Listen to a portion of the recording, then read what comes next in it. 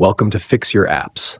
In today's video, we'll show you how to type MS Word in mobile phone step by step so you can work on documents anytime, anywhere. Now let's get started. First, download the Microsoft Word app from the Google Play Store if you're using Android or the Apple App Store for iPhone users. Just search for Microsoft Word, tap Install, and wait for the download to complete.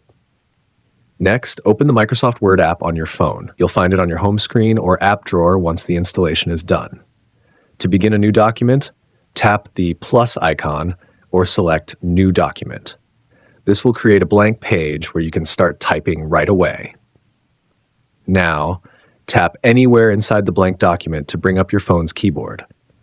The virtual keyboard allows you to type just like you would on a computer. Start typing your content using the keyboard. It works the same as any messaging app, but now you're building a Word document. To format your text, use the toolbar at the top of the screen. You can make words bold, italic, change fonts, adjust sizes, and more to make your document look great. Microsoft Word will automatically save your changes as you go. If you want to be sure, you can also choose to save it to OneDrive or your phone's storage.